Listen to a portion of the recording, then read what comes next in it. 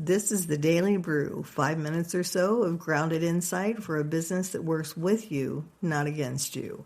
I'm Teresa Cleveland, and as Chris Cuomo says, let's get after it.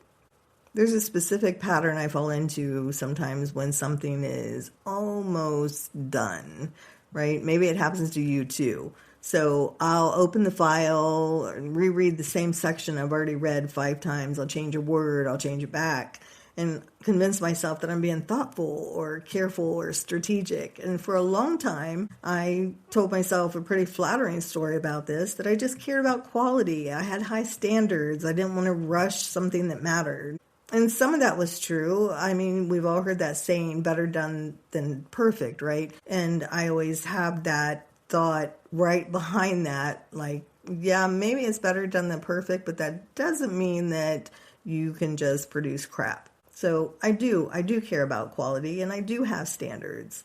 But eventually I had to admit something else, because the work wasn't improving as I did all those things. It was just staying unfinished. And what surprised me wasn't why I wasn't finishing. What surprised me was how much unfinished work was costing me. And not in obvious ways, in those quiet ways. It sat in the back of my mind while I worked on other things, and it tugged at my attention during conversations, making that mental note like, oh yeah, I need to do that, or whipping out my phone and making a little note that, I was going to be too busy to go back and look at later, or I'd forget all about. And it added a low-grade pressure that I didn't even realize I was carrying. And the longer that it lingered, the heavier it felt. And even if the actual remaining work was small, we've done that, right? We put something off, and then we get it. We finally sit down and do it. And it's like, oh my gosh, that took, wow, why did I put that off so long? But we really don't talk about that part, do we? We spend a lot of time analyzing why we don't finish the things. Fear, perfectionism, confidence, timing, mindset.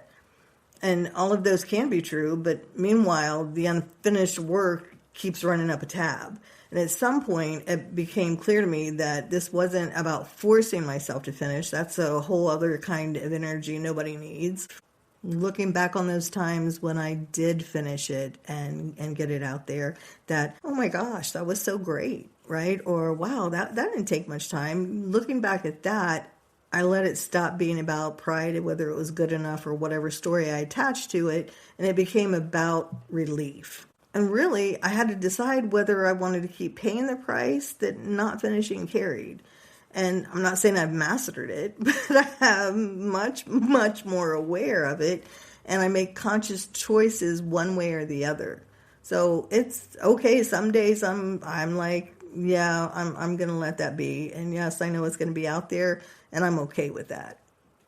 And when I look at it, I really get to decide, is it that I'm putting it off, or is it that it truly does need a little more refinement? But again, it's a conscious choice. So here's something to sit with today. What's one thing in your business that's technically close enough, but it's still in there draining you because it's unfinished? And you don't have to do anything about it right now, this minute. Just notice what it's costing you. And you then get to decide for yourself whether it's worth leaving it undone or not. One thing that has been helpful too for me is that I will create a file that is in the future projects or whatever it is that I've been putting off, because sometimes, I didn't mention this, but sometimes it's about timing, right? So it may not be the right time.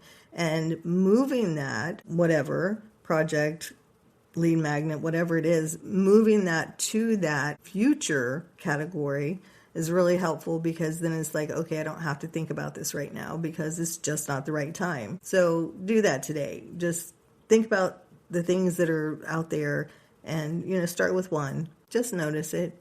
Is it worth carrying, or is it something you can check off the list? Or do you need to move it to a future list because the timing is just not right?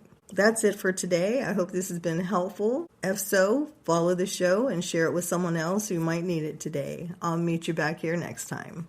This podcast is part of the Sound Advice FM network. Sound Advice FM, women's voices amplified.